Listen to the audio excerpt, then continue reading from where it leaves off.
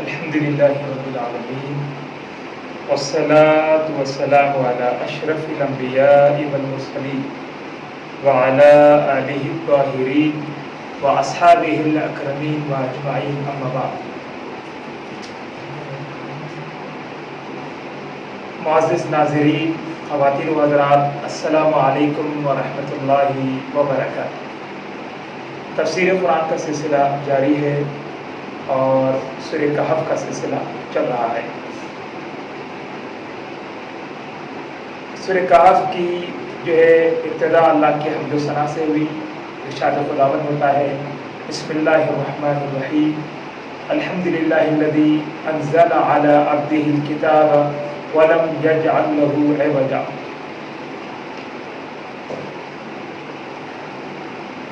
سورہ کہف یہ کیونکہ مکی ہے اور مکہ مکرمہ میں یہ سورت نازل ہوئی ہے۔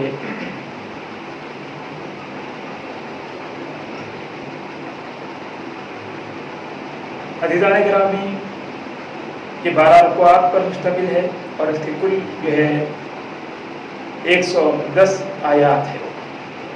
اس سورت کا آغاز حمد باری تعالیٰ سے کیا گیا، ساتھ ہی اس کی وجہ بھی بیان فرما دی کہ اللہ تعالیٰ وہ کریم اور رحیم ہے جس نے دنیا انسانیت کو رشد و ہدایت کا ایسا صحیفہ عنایت فرمایا جو خود بھی ہر قسم کی کجی اور خامی سے پاک ہے، اور اس کے ساتھ انسانی زندگی کے کسی شعبے میں سیاسی، معاشی، قانونی اور اخلاقی جہاں کوئی کجی یا خامی، افراط و تفریط پائی جاتی ہے، وہ اس کی اصلاح اور درستگی کی پوری صلاحیت رکھتا ہے۔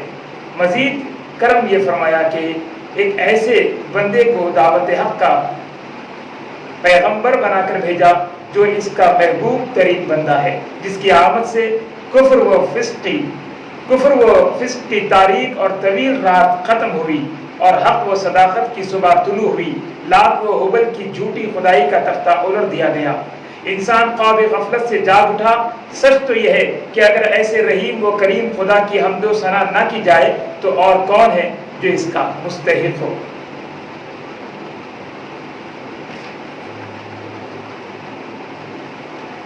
الحمد للہ الذی انزل علی عبدہ الکتاب ولم یجعل لہ عوجا۔ سب تعریفیں اللہ تعالیٰ ہی کے لیے ہے جس نے نازل فرمائی اپنے محبوب بندے پر یہ کتاب اور نہیں پیدا ہونے دی اس میں کوئی ذرا برابر کجی۔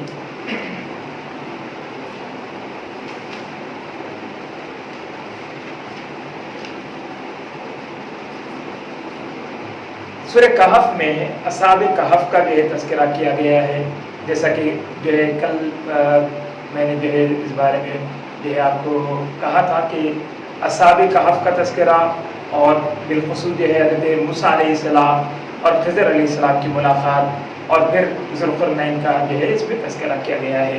اب آئیے ہم اصحاب کہف کے متعلق تھوڑی سی تفصیل جانتے ہیں کہ وہ کون جو ہے اللہ کے نیک بندے تھے اور ان کا زمانہ اور ان کی تاریخ کیا تھی۔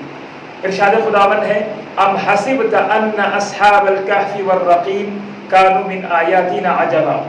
کیا آپ خیال کرتے ہیں کہ غار والے اور رقیم والے ہماری ان نشانیوں میں سے ہے جو تعجب خیز ہے۔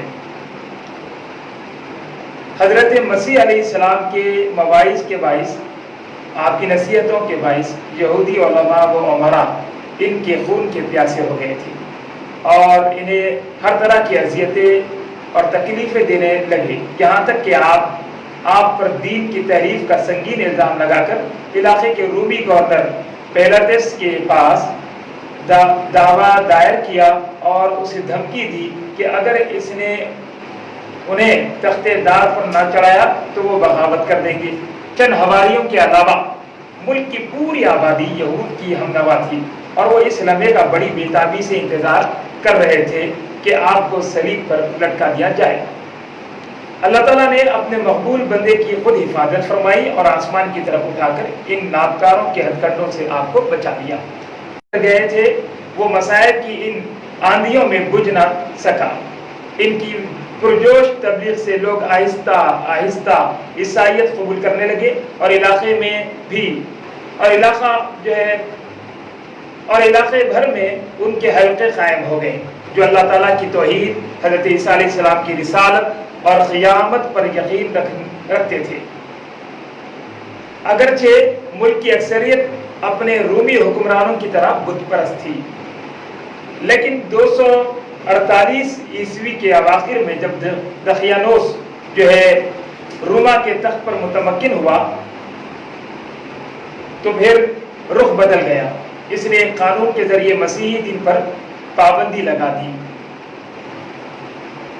یہاں جب دقیانوس نے عیسائیوں کی پکڑ دھکڑ شروع کی تو چند نوجوان اپنی دولت ایمان بچانے کے لیے وہاں سے چل نکلے۔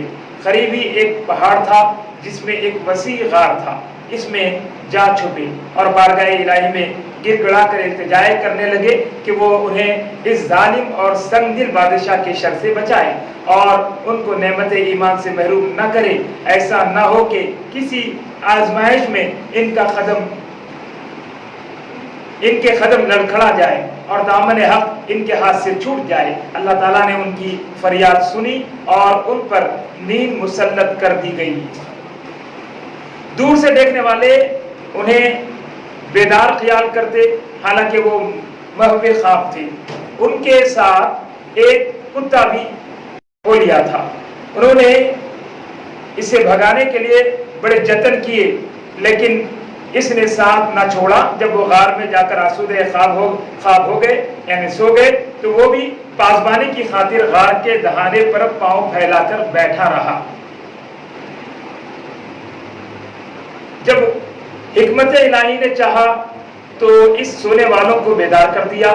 وہ آنکھیں ملتے ہوئے اٹھ بیٹھے۔ خیال انہیں بھی گزرا کہ وہ آج معمول سے کچھ زیادہ ہی سوئے ہیں، آج کچھ زیادہ ہی سو گئے ہیں، لیکن ان کے گمان میں بھی نہ تھی کہ ان کو یہاں جو ہے بے سود پڑے سوئے ہوئے جو ہے لگ بھگ 2 صدیاں بیت گئی ہے۔ اس لیے وہ ایک دوسرے سے پوچھنے لگے کہ وہ کتنی دیر سوئے ہیں۔ ان کی آنکھیں کیا کھلی کہ بشری تقاضے بھی بیدار ہو گئے۔ انہیں بھوک نے ستانا شروع کر دیا۔ انہوں نے اپنے ایک ساتھی کو جس کا نام یملیخا تھا بستی کی طرف بھیجا کہ ان کے لیے کھانا خرید لائے۔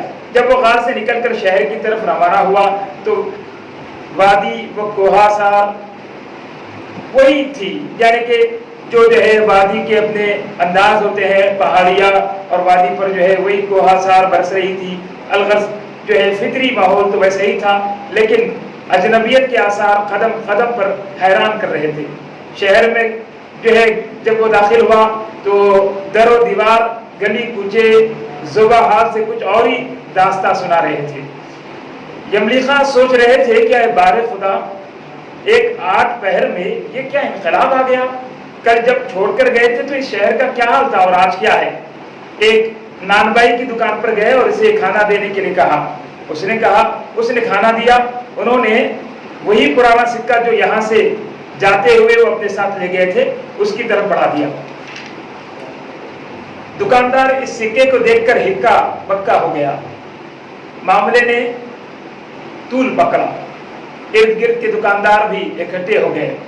یملیخا پر الزام لگایا گیا کہ اسے کوئی پرانا شاہی خزانہ ہاتھ آیا ہے۔ معاملہ حاکم شہر تک جا پہنچا۔ یہاں آ کر حقیقت حال سے پردہ اٹھا۔ انہیں پتا چلا کہ یہ ان نوجوانوں میں سے ایک ہے جو دقیانوس کے مظالم سے بھاگ کر ایک غار میں پناہ گزین ہو گئے تھے۔ لوگوں کی خوشی کی کوئی انتہا نہ رہی۔ سب ان کی جھلک دیکھنے کے لیے غار تک گئے۔ وہاں دوسرے ساتھی یملیخا کا انتظار کرتے کرتے اکتا گئے اور ان کے دل میں طرح طرح کے وسوسے پیدا ہونے لگے تھے۔ جب انہوں نے ایک جم غفیر غار کی طرف آتا ہوا دیکھا تو انہیں یقین ہو گیا کہ ان کا ساتھی پکڑا گیا ہے اور اس کے جو ہے بتلانے پر یہ ہجوم انہیں گرفتار کرنے کے لیے دوڑا چلا آ رہا ہے۔ جب لوگ حاکم شہر کی قیادت میں وہاں پہنچے تب اصحاب کہف کو معلوم ہوا کہ انہیں یہاں ٹھہرے صدیاں گزر چکی ہے اور اب حالات کا رخ بدل گیا ہے اور عیسائیت کا ہر طرف چرچا ہے۔ صرف رعایا ہی نہیں بلکہ حکومت بھی اس دین کو قبول کر چکی ہے۔ مورخین کے بیان کے مطابق یہ واقعہ غالباً 437 عیسوی میں پیش آیا، جبکہ روما کے تخت پر تھیوڈوسس متمکن تھا۔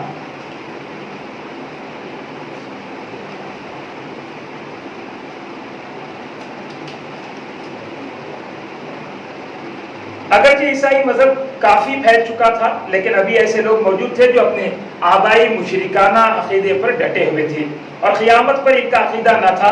نیز وہ وقت گزرنے کے ساتھ عیسائیوں میں بھی عقائد کی خرابیاں رونما ہو چکی تھی۔ اب ان میں بھی ایک طبقہ پیدا ہو گیا تھا جو یا تو سرے سے قیامت کا منکر تھا یا روحانی حشر کا قائل تھا، جسمانی حشر کا مذاق اڑایا کرتا تھا۔ یعنی کہ سب منکر ہو گئے تھے اس بات کے کہ دوبارہ اٹھایا جائے گا، پھر حشر برپا ہوگا اور پھر سے دوبارہ زندہ کیا جائے گا، میدان حشر برپا کیا جائے گا اور پھر اپنی زندگی کے بابت سوال و جواب کا سلسلہ شروع ہوگا۔ اس کے متعلق اور قیامت کے واقع ہونے کے متعلق عیسائیوں میں بھی بہت سارے لوگ اس کے منکر ہو گئے تھے اور دوبارہ اٹھنے کے بھی منکر ہو گئے تھے، اور جو مشرکین تھے وہ تو پہلے ہی سے اس کے منکر تھے۔ اب یہ بہت بڑا مسئلہ تھا۔ بادشاہ وقت میں اس امر سے بڑی تشویش تھی، وہ اپنے دین کے اس بنیادی عقیدے کی یہ تصدیق گوارا نہ کر سکتا تھا، لیکن اس کے پاس کوئی ایسی قوی دلیل بھی نہ تھی جس سے وہ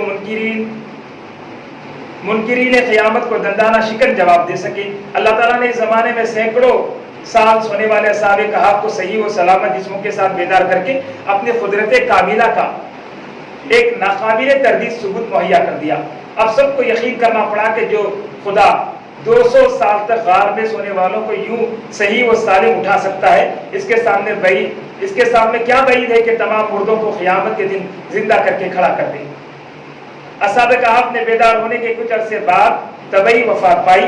اب باہمی اختلاف ہوا کہ بعض کی رائے یہ تھی کہ غار کے دروازے پر دیوار چن دی جائے، یعنی دیوار اٹھا دی جائے تاکہ اندر کوئی نہ جا سکے۔ بعض کی رائے یہ تھی کہ ان کے پڑوس میں ایک مسجد تعمیر کر دی جائے تاکہ آنے والے اس میں عبادت کر سکے اور اس طرح اصحاب کہف کی یاد تازہ ہوتی رہے۔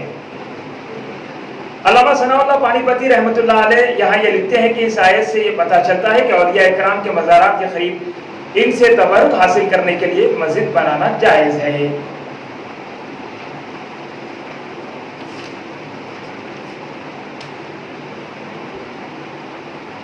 اب یہاں پر یہ جو ہے بات فرمائی گئی اور اللہ تعالیٰ نے جس انداز سے ان کو یاد کیا ہے اپنے کلام مجید میں، اور ارشاد خداوند ہوا ہے ام حسبت ان اصحاب الکہف والرقیم کانوا من آیاتنا عجبا۔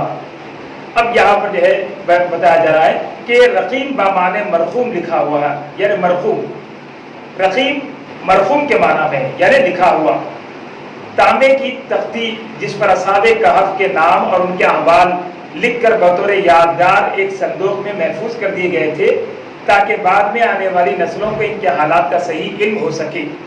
اور جب یملیخا نے حاکم شہر کو بتایا کہ میں ان میں سے ایک ہوں جو ظالم بادشاہ کے جبر و تشدد سے اپنے ایمان کو بچانے کے لیے غار میں پناہ گزین ہو گئے تھے، تو اس تختی نے اس بیان کی تصدیق کر دی۔ تو عزیزان محترم اس طرح وہ ان کے بیان پر ایک تختی لکھی گئی یادگاری، اور اس تختی کو وہاں پر لگا دیا گیا تھا تاکہ اصحاب کہف کے متعلق معلومات لوگوں کو وہاں پہنچے، اور اس کی تصدیق خود اصحاب کہف نے کی تھی۔ تو اس طرح اصحاب الکہف والرقیم، یعنی رقیم کا مطلب لکھی ہوئی تختی، تو اس طرح وہ تانبے کی پلیٹ پر یہ تمام اصحاب کہف کی تاریخ لکھی گئی تھی اور وہ لکھ کر محفوظ کر دی گئی تھی تاکہ آنے والی نسلوں کو ان کی اصل حالت اور ان کی اصل کیفیت اور ان کی اصل تاریخ معلوم ہو۔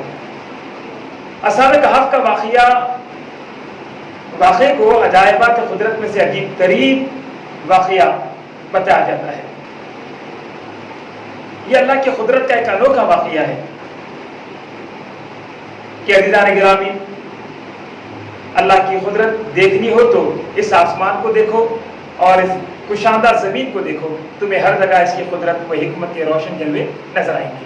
تو اللہ تعالیٰ کی قدرت کا ایک بڑا واقعہ رونما ہوا، اور ویسے بھی آسمان اور زمین اس کی قدرت کی سب سے بڑی نشانیاں ہے جو ہر وقت ہم جس کا مشاہدہ کر سکتے ہیں۔ عزیزان محترم، اس طرح یہ اصحاب کہف کا تذکرہ ہوا، اور پھر अल्लाह ताला आगे इरशाद फरमाते हैं, हज़रत मूसा अलैहिस्सलाम की हज़रत खिज़र अलैहिस्सलाम से मुलाकात, और इरशाद खुदावंद होता है, वइज़ क़ाल मूसा लिफ़ताहु ला हत्ता अब्लुग़ मजमअल बहरैन औ अमज़िया हुक़बा।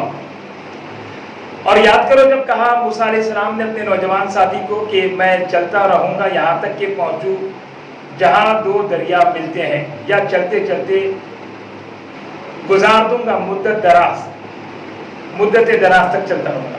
तो अज़ीज़ान मोहतरम, अब यह इरशाद खुदावंद हुआ, आप जो है दरियाओं के मिलने की जगह तक आप जो है जाने का इरादा फरमाया। आखिर बात क्या थी में कि हज़रत मूसा अलैहिस्सलाम और अल्लाह ताला के एक मकबूल बंदे का जिक्र है। आयात की तशरीह से पहले मुनासिब मालूम होता है कि चंद उमूर की वजाहत कर दी जाए ताकि आयात बयान करने और समझने में आसानी हो। इस वाक़े में हस्बज़ेल जो है उमूर गौर तलब है।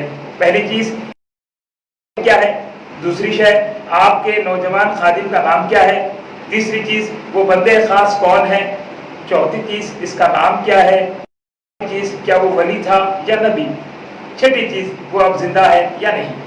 तो अज़ीज़ान मोहतरम, आइए अब जो है इन तमाम बातों को जानते हैं। अल्लाह ताला अन्हु ने फरमाया, हमें उबई बिन काब ने बताया कि उन्होंने रसूलुल्लाह सल्लल्लाहु अलैहि वसल्लम को ये फरमाते हुए सुना कि एक दिन मूसा अलैहिस्सलाम बनी इसराइल को खुतबा देने के लिए खड़े हुए तो आपसे पूछा गया, सबसे बड़ा आलिम कौन है? मैं सबसे बड़ा आलिम हूँ। अल्लाह ताला को ये बात पसंद ना आई कि उन्होंने इल्म को अपनी तरफ क्यों मंसूब किया है, इसकी ज़ात की तरफ क्यों नहीं तफवीज़ किया, यानी अल्लाह की तरफ क्यों इसको मंसूब नहीं किया, अपनी ज़ात की तरफ क्यों मंसूब किया है। चुनांचे अल्लाह ताला ने आप पर वही भेजी कि मजमअल बहरैन में मेरा एक बंदा है जो तुझसे ज़्यादा आलिम है। मूसा अलैहिस्सलाम ने अर्ज़ की, या इलाही मैं इसकी खिदमत में कैसे पहुंच सकता हूँ। हुक्म हुआ कि अपने साथ एक मछली जो है भूनकर टोकरी में रख लो, जहाँ वो मछली जो है गुम हो जाए, जिंदा हो जाए, तो वो मेरे इस बंदे की क़यामगाह होगी। तो समझ जाना कि वही जगह जो है मेरा वो ख़ास बंदा है जो तुमसे ज़्यादा जानता है। इस फतह से मुराद यूशा बिन नून है। वो नौजवान थे और सफ़र में हज़रत महदत कलीम की खिदमत में रहा करते थे। यूशा बिन नून जो नौजवान थे हज़रत मूसा अलैहिस्सलाम के जो है खिदमत में रहा करते थे और हमेशा आपके साथ आपकी खिदमत जो है किया करते थे। और जमहूर उलमा का ये मज़हब है कि यहाँ ये बंदे ख़ास हज़रत खिज़र अलैहिस्सलाम है। अब जब बंदे ख़ास का जिक्र हुआ कि वो बंदे ख़ास कौन है, तो बताया जा रहा है कि अलैहिस्सलाम ने, इसलिए है क्योंकि ये जहाँ वो जगह सरसब्ज़ हरी भरी हो जाती है, इसलिए खिज़र आपका लक़ब हो गया। वो इसी लक़ब से मशहूर है। बाज़ उलमा की ये राय है कि वो वली थे। रही ये बात कि खिज़र अब जिंदा है, पा चुके हैं। कलाम के बगैर से हज़रत खिज़र के मुतालिक पूछा गया कि वो जिंदा है या वफ़ात पा गए हैं, तो वो बारगाह इलाही में हकीकत हाल इंकशाफ के लिए मुतवज्जे हुए। मुजद्दिद अल-फ़सानी रहमतुल्लाह अलैह अल्लाह की बारगाह में मुतवज्जे हुए तो हज़रत मुजद्दिद अल-फ़सानी ने देखा कि हज़रत खिज़र इनके पास खड़े हैं। आपने इनसे इनकी हकीकत हाल दरियाफ्त की तो आपने फरमाया कि मैं और इलियास दोनों जिंदों में से नहीं, लेकिन अल्लाह ताला हमारी रूहों को ऐसी क़ुव्वत जो है बख्शता है जिससे हम जिस्म काम करते हैं। मसलन जब अल्लाह ताला चाहे तो हम गुमराह की रहनुमाई करते हैं, मुसीबत ज़्यादा की मदद करते हैं, इल्म लदुन्नी की तालीम देते हैं और जिसके मुतालिक अल्लाह ताला का इरादा हो इसे रूहानी निस्बत अता करते हैं। हमें औलिया अल्लाह में से जो खुतब मदार होता है इसका मुआमिन व मददगार बनाया गया है। अल्लाह ताला ने इसे मदार आलम बनाया है और इसकी बरकत व फैज़ से दुनिया की बका है। आजकल यमन के एक बुजुर्ग खुतब मदार हैं जो शाफई मज़हब है। हम इनके साथ शाफई मज़हब के मुताबिक नमाज अदा करते हैं। इस कश्फ सही से मुख्तलिफ अक़वाल का तज़ाद ख़त्म हो गया और اشکال دور ہو گیا. سب تعریفیں اللہ تعالیٰ کے لیے ہے جو کبیر و متعال ہے.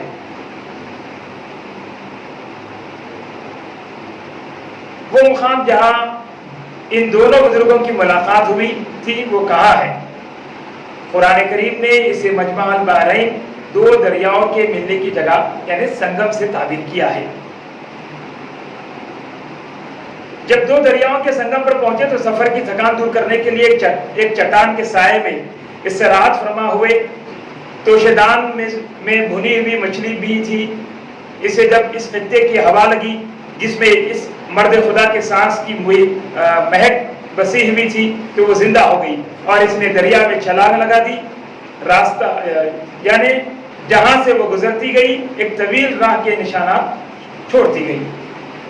اور غرض وہ جو ہے بھنی ہوئی مچھلی وہاں پر جو ہے جس مقام پر وہ بندے خدا بندے خاص تھا، وہ ہوا میں جب پہنچی تو اس فضا کی برکت یہ تھی کہ وہ مردہ مچھلی میں پھر سے جان پیدا ہو گئی اور وہ وہاں سے اٹھی اور توشیدان سے نکل کر جو ہے راستہ بناتے ہوئے پانی میں چلی گئی. آرام کرنے کے بعد پھر سفر شروع ہو گیا. کچھ دور پہنچے تو تھکاوٹ اور بھوک نے پاؤں پکڑ لیے اور آپ نے یعنی موسیٰ علیہ السلام نے اپنے خادم کو حکم دیا کہ کھانا لائے. اب یوشع کو یاد آیا کہ جب اس چٹان کے نیچے ہم آرام کرنے کے لیے رکے تھے تو مچھلی توشیدان سے نکل کر دریا میں کود گئی، لیکن اس وقت عرض کرنا بھول گئے. اب جب حضرت موسیٰ علیہ السلام نے کھانا طلب کیا تو سارا ماجرا عرض کر دیا اور آخر میں اپنی بھول کی معافی مانگی.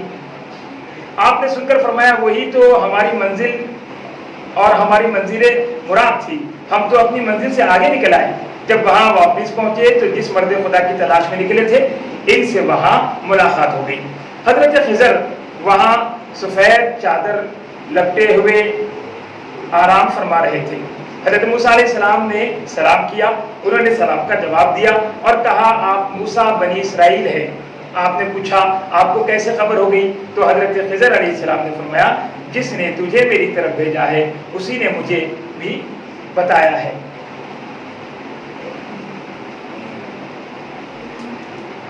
حضرت موسیٰ علیہ السلام اپنی جلالت شان کے باوجود کتنے ادب و احترام سے اپنی خواہش کا اظہار فرما رہے ہیں. ہر طالب کو حضرت کریم کے اس اسوہ حسنہ سے سبق حاصل کرنا چاہیے. جب تک دل میں ادب و احترام کا جذبہ پیدا نہیں ہوتا افادہ و استفادہ کا سلسلہ بند رہتا ہے. یہاں سے یہ بھی معلوم ہوا کہ اگر اپنے سے کم درجے والے میں کوئی کمال ہو تو اس کے حصول سے باز نہیں آنا چاہیے. حضرت خضر علیہ السلام کو معلوم تھا کہ علوم تکوینیہ کے جو راز مجھ پر منکشف کیے گئے ہیں ایک صاحب شریعت رسول اس پر سکوت اختیار نہیں کر سکتا. اس لیے پہلے ہی اس امر کی طرف اشارہ کر دیا کہ ایسے امور واقع ہوں گے جس پر آپ ضرور اعتراض کریں گے اور جہاں اعتراض کی نوبت آ جائے وہاں افادہ و استفادے کا دروازہ بند ہو جاتا ہے. اس لیے صوفیہ اکرام نے فرمایا مرید پر لازم ہے کہ وہ اپنے شیخ پر اعتراض نہ کرے.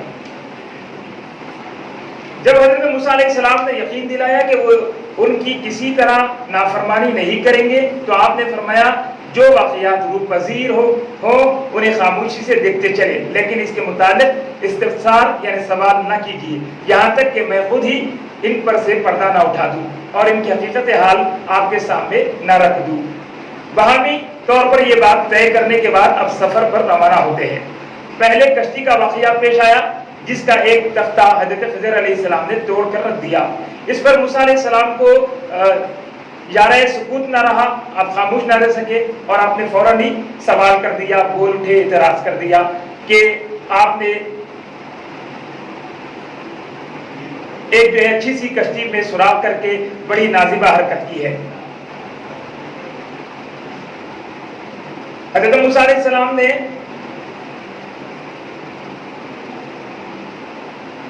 معذرت چاہی اور آئندہ کے لیے محتاط ہونے کا یقین دلایا. یا جس طرح جو ہے پھر آپ کو بتایا کہ بھئی آپ پھر سوال کر بیٹھے. میں نے پہلے ہی کہا تھا کہ ایسے واقعات رونما ہوں گے جس پر آپ خاموش نہ رہ سکیں گے، لہذا ہمارا اور آپ کا ساتھ رہنا مشکل ہے، آپ چلے جائیں. لیکن آپ نے کہا کہ نہیں مجھے آپ کے ساتھ رہنا ہے اور وہ علم خاص حاصل کرنا ہے، لہذا جو ہے میں آپ کے ساتھ رہوں گا اور کسی قسم کا کوئی سوال نہیں کروں گا، صرف حال کو دیکھتا رہوں گا. لیکن آپ نے سوال کر دیا تھا تو آپ نے معذرت چاہی اور آئندہ کے لیے محتاط ہونے کا یقین دلایا۔ پھر قتل غلام کا واقعہ پیش آیا، ایک نابالغ بے گناہ بچے کو یوں قتل ہوتے دیکھ کر حضرت کلیم کو یارہ عزت نہ رہا، اور پھر وہ جو ہے زوردار الفاظ سے انہوں نے جو ہے سوال کر دیا۔ حضرت خضر علیہ السلام نے کہا میں نے تو پہلے ہی آپ کو بتا دیا تھا کہ آپ میرے ساتھ صبر سے جو ہے وقت بسر نہیں کر سکتے، اس لیے آپ کا میرے ہمراہ جانا بے سود ہوگا۔ حضرت موسیٰ علیہ السلام نے فرمایا کہ اب ایک بار پھر جانے دو، اگر پھر بھی مجھ سے ایسی بے صبری صادر ہوئی تو آپ مجھے اپنی رفاقت سے محروم کر دیجئے، میں پھر اس جدائی پر آپ کو معذور پاؤں گا۔ کچھ عرصے بعد پھر اکٹھے چلتے رہے، یہاں تک کہ ایک گاؤں میں آئے جہاں کے باشندوں نے ان کی طلب کے باوجود ان کی مہمان نوازی کرنے سے صاف انکار کر دیا۔ وہاں ایک دیوار جھکی ہوئی دکھائی دی، یوں معلوم ہوتا تھا کہ ابھی گری۔ حضرت خضر نے دیکھا تو اس کی مرمت کر کے درست کر دیا، کسی مزدوری کا مطالبہ بھی نہ کیا۔ حضرت موسیٰ علیہ السلام نے فرمایا آپ بھی عجیب ہیں، گاؤں والوں نے تو اتنی بے مربتی کا ثبوت دیا کہ ہمیں سوکھی روٹی تک نہ دی، اور آپ ہیں کہ ان کی گرتی ہوئی دیوار کو بلا معاوضہ درست کرتے جا رہے ہیں۔ آپ نے پھر سوال کر دیا۔ اب جب تیسری مرتبہ حضرت موسیٰ علیہ السلام نے اعتراض کر دیا تو حضرت خضر علیہ السلام نے فرمایا کہ اب میں اور آپ ایک ساتھ نہیں رہ سکتے، آئیے رخصت کرنے سے پہلے آپ کو ان اسرار تکوینیہ پر آگاہ کر دوں جن پر آپ سکوت اختیار نہ کر سکیں۔ اب اس طرح جو ہے آپ وہ باتیں جو ہے بتا دیے کہ وہ 3 باتیں کیا تھی جس پر جو ہے موسیٰ علیہ السلام ان واقعات کو دیکھتے ہوئے پریشان ہوئے اور سوال کر بیٹھے کہ یہ واقعات کیسے ہیں اور آپ یہ کیا کر رہے ہیں، جو دکھنے میں جو ہے آپ کو تکلیف دہ نظر آ رہے تھے۔ تو عزیزان محترم، بات یہ ہے کہ قرآن مجید میں اللہ تعالیٰ ان تمام واقعات کی تفصیل بیان کرتا ہے۔ ارشاد خداوند ہے اما السفینۃ فکانت لمساکین یعملون فی البحر فاردت ان اعیبها وکان وراءہم ملک یأخذ کل سفینۃ غصبا۔ وہ جو کشتی تھی وہ چند غریبوں کی تھی جو ہے ملاحی کا کام کرتے تھے، کشتی طرح چلایا کرتے تھے دریا میں۔ سو میں نے دار بنا دوں، اور اس کی وجہ یہ تھی کہ ان کے آگے ایک جابر بادشاہ تھا جو پکڑ لیا کرتا تھا ہر کشتی کو اور زبردستی غضب کر لیا کرتا تھا، اس لیے میں نے اسے عیبدار کر دیا تاکہ جو ہے یہ کشتی عیبدار رہے تو وہ اسے چھوڑ دے گا، اور اس طرح ان جو ہے غریب یتیموں کی جو ہے گزارا آسان ہو جائے گا اور ان کی کشتی غصب ہونے سے بچ جائے گی۔ پھر اس کے بعد آگے فرمایا جا رہا ہے وَأَمَّا الْغُلَامُ فَكَانَ أَبَوَاهُ مُؤْمِنَيْنِ فَخَشِينَا أَن يُرْهِقَهُمَا طُغْيَانًا وَكُفْرًا۔ اور وہ جو لڑکا تھا تو اس کی حقیقت یہ ہے کہ اس کے والدین مومن تھے، بس ہمیں اندیشہ ہوا کہ وہ اگر زندہ رہا تو مجبور کر دے گا انہیں سرکشی اور کفر پر۔ وہ بڑا سخت جو ہے کافر تھا اور اس کی سرکشی کی وجہ سے ماں باپ کے ایمان کو بھی خطرہ لاحق تھا، اس لیے میں نے اللہ کے حکم سے اسے قتل کر دیا۔ دوسری بات یہ آپ نے بیان فرما دی۔ پھر اس کے بعد فرمایا وَأَمَّا الْجِدَارُ فَكَانَ لِغُلَامَيْنِ يَتِيمَيْنِ فِي الْمَدِينَةِ كَنْزٌ لَهُمَا وَكَانَ أَبُوهُمَا صَالِحًا فَأَرَادَ رَبُّكَ أَن يَبْلُغَا أَشُدَّهُمَا وَيَسْتَخْرِجَا كَنْزَهُمَا رَحْمَةً مِّن رَّبِّكَ وَمَا فَعَلْتُهُ عَنْ أَمْرِي ذَلِكَ تَأْوِيلُ مَا لَمْ تَسْتَطِعْ عَلَيْهِ صَبْرًا۔ پھر آپ آگے فرما رہے تیسرا جو واقعہ ہوا تھا، باقی رہی دیوار تو اس کی حقیقت یہ ہے کہ وہ شہر کے 2 یتیم بچوں کی تھی اور اس کے نیچے ان کا خزانہ دفن تھا، اور ان کا باپ بڑا نیک شخص تھا۔ بس آپ کے رب نے ارادہ فرمایا کہ وہ دونوں بچے اپنی جوانی کو پہنچے اور نکال لے اپنا دفینہ، یہ ان پر ان کے رب کی خاص رحمت تھی، اور جو کچھ میں نے کیا میں نے اپنی مرضی سے نہیں کیا، یہ حقیقت ہے ان امور کی جن پر آپ سے صبر نہ ہو سکا۔ تو عزیزان محترم، اس طرح سے جو ہے یہ حضرت موسیٰ علیہ السلام اور خضر علیہ السلام کی بات تھی، اور یہ حکمتیں جو ہے بیان کی گئی، اور آگے جو ہے سلسلہ جاری ہے، اور سورہ جو ہے آج 16ویں پارے کی تفسیر کا سلسلہ چل رہا ہے۔ سورہ کہف کا سلسلہ جاری ہے، اور آپ نے اصحاب کہف کا یہ ہے ایک ایمان افروز واقعہ سماعت کیا، اور اس کے بعد حضرت موسیٰ علیہ السلام اور خضر علیہ السلام کی ملاقات اور حکمت بری باتوں کو بھی ہم نے آج سماعت کیا۔ آگے چلتے ہیں کہ ارشاد ہو رہا ہے وَيَسْأَلُونَكَ عَنْ ذِي الْقَرْنَيْنِ قُلْ سَأَتْلُو عَلَيْكُمْ مِنْهُ ذِكْرًا۔ ذوالقرنین جیسے مثالی بادشاہ کا ذکر ہے جس نے یاجوج ماجوج جیسی مفسد قوم کے شر سے دوسری قوموں کی حفاظت کی اور عدل و انصاف کے ساتھ ملک کی نظم و نسق کا نمونہ پیش کیا۔ ام حسیبہ، یہاں پر یہ فرمایا جا رہا ہے کہ افحسب الذین کفروا ان یتخذوا عبادی من دونی اولیاء، قیامت کے دن کوئی کسی کے کام نہیں آ سکتا اگر اس سمندر کا پانی سیاہی ہو جائے یا اس جیسا اور ایک سمندر بھی روشنائی ہو جائے تو اللہ کی باتیں لکھتے ہوئے وہ بھی ختم ہو جائیں گے مگر اللہ کی باتیں ختم نہ ہوگی۔ اس طرح سورہ کہف کا اختتام ہوا اور سورہ مریم کا آغاز ہونا چاہتا ہے۔ عزیزان محترم، سورہ مریم شروع ہوا جو ہجرت حبشہ کے زمانے میں نجاشی شاہ حبش کے دربار میں سنائی گئی تھی۔ حضرت زکریا علیہ السلام کو بڑھاپے میں حضرت یحییٰ کی ولادت کی بشارت ملتی ہے جو بعد میں نبوت اور کتاب سے سرفراز ہوتے ہیں، اور آگے ارشاد ہوتا ہے وَاذْكُرْ فِي الْكِتَابِ مریم،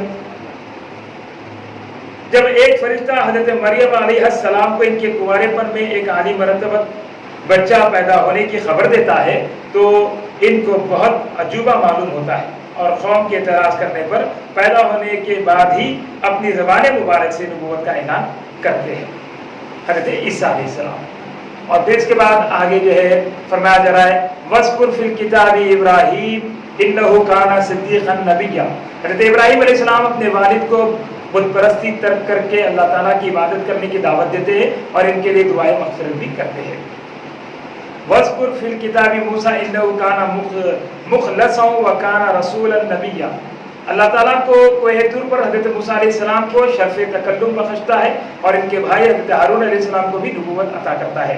حضرت اسماعیل علیہ السلام، حضرت ادریس علیہ السلام، حضرت نوح علیہ السلام، نیز حضرت ابراہیم علیہ السلام اور حضرت یعقوب علیہ السلام کی اولاد کے ذکر کے ساتھ ان کے اوصاف بیان ہوتے ہیں کہ وہ کس طرح آیات الہی کو سن کر سجدے میں گر پڑتے ہیں۔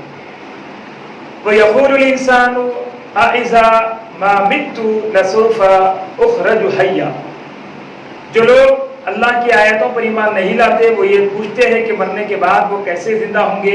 وہ خود اپنی پیدائش پر غور کریں کہ وہ کچھ نہیں تھے، اللہ تعالیٰ نے انہیں پیدا کر دیا۔ أَلَمْ أَرْسَلْنَا الشَّيَاطِينَ عَلَيْهِمْ تَعُزُّهُمْ عَزًّا، کافروں پر شیطانوں کا تسلط رہتا ہے اور وہ ان کو گمراہی سے گمراہی کی طرف جاتے ہیں اور وہ ایسے تباہ ہوتے ہیں کہ پھر ان کا نشان بھی نہیں ملتا۔ اس طرح سورہ مریم کا اختتام اور سورہ طٰہٰ کا آغاز ہونا چاہتا ہے۔ سورہ طٰہٰ یہ وہ سورت ہے جس کو سن کر حضرت عمر بن خطاب رضی اللہ تعالیٰ عنہ مسلمان ہوئے۔ اللہ تعالیٰ نے حضرت خاتم الانبیاء حضرت محمد مصطفیٰ صلی اللہ علیہ وآلہ وسلم کو طٰہٰ کے نام سے مخاطب کرتے ہوئے فرمایا کہ ہم نے یہ قرآن اس لیے نازل نہیں کیا کہ آپ مشقت اٹھائیں بلکہ یہ تو ایک نصیحت ہے ڈر رکھنے والوں کے لیے۔ حضرت موسیٰ علیہ السلام کی رسالت کا واقعہ بیان کیا گیا کہ کس طرح وہ آگ لینے گئے اور پیغمبری ملی، جانوروں کے ہاتھنے کی لاٹھی سانپوں کو نگلنے اور دریاؤں کو پھاندنے کا کام دینے لگی اور ید بیضا کا معجزہ عطا ہوتا ہے تاکہ فرعون کی سرکشی کو زیر کیا جائے۔ قال ربی اشرح لی صدری ویسر لی امری واحلل عقدۃ من لسانی یفقہوا قولی، حضرت موسیٰ علیہ السلام شرح صدر اور نبوت کے اہم کام کو آسان کرنے کے لیے دعا کرتے ہیں اور اپنی مدد کے لیے اپنے بھائی حضرت ہارون علیہ السلام کو بھی فرعون بادشاہ کے مقابل لے جانا چاہتے ہیں۔ اللہ تعالیٰ دعا قبول کرتے ہوئے انہیں یاد دلاتا ہے کہ کس طرح وہ بچپن میں ایک صندوق میں بند کیے جا کر دریا کی لہروں پر فرعون کے باغ اور محل میں پہنچائے گئے اور کس طرح ان کی بہن اور ان کی والدہ کی بھی وہاں تک رسائی ہوئی۔ اس رکوع میں نبوت کے بعد فرعون سے جو مکالمہ ہوا اس کا خلاصہ اس طرح بیان کیا گیا ہے۔ ربنا الذی اعطى كل شیء خلقه ثم هدى، ہمارا رب وہ ہے جس نے ہر ایک چیز کو اس کی شکل عطا کی پھر اس کو زندگی بسر کرنے کا راستہ بتایا۔ منہا خلقناکم وفیہا نعیدکم ومنہا نخرجکم تارۃ اخری۔ اللہ تعالیٰ ارشاد فرماتا ہے کہ ہم نے ہی تمہیں اس زمین سے پیدا کیا اور پھر تمہیں اسی میں لوٹا دیں گے اور پھر اسی میں سے تمہیں دوبارہ نکالیں گے۔ حضرت موسیٰ علیہ السلام کے مقابلے کے لیے فرعون ساحروں یعنی جادوگروں کو جمع کرتا ہے، لیکن حضرت موسیٰ علیہ السلام کے معجزے کے مقابلے میں ان کی جادوگری کچھ کام نہیں دیتی اور وہ عاجز ہو کر ایمان لے آتے ہیں۔ وَيَسْأَلُونَكَ عَنِ الْجِبَالِ فَقُلْ يَنْسِفُهَا رَبِّي نَسْفًا۔ قیامت کے دن بڑے بڑے پہاڑ اللہ کے حکم سے ریزہ ریزہ ہو جائیں گے اور اس دن کوئی کسی کی سفارش نہیں کر سکے گا، یعنی تمام معبودان باطل کی جو ہے پول کھل جائے گی اور کوئی جو ہے وہاں کھڑ نہیں سکے گا، بلکہ ہر ظلم کرنے والے کا جو ہے ظلم سامنے ہوگا اور اس دن وہ نامراد ہو جائے گا۔ احکام الہی پر چلنے اور منشأ الہی معلوم کرنے اور علم کی زیادتی کی دعا بتلائی گئی ہے۔ قل رب زدنی علما۔ وَإِذْ قُلْنَا لِلْمَلَائِكَةِ اسْجُدُوا لِآدَمَ فَسَجَدُوا إِلَّا إِبْلِيسَ۔ جب ابلیس نے حضرت آدم علیہ السلام کو سجدہ کرنے سے انکار کیا تو حضرت آدم علیہ السلام سے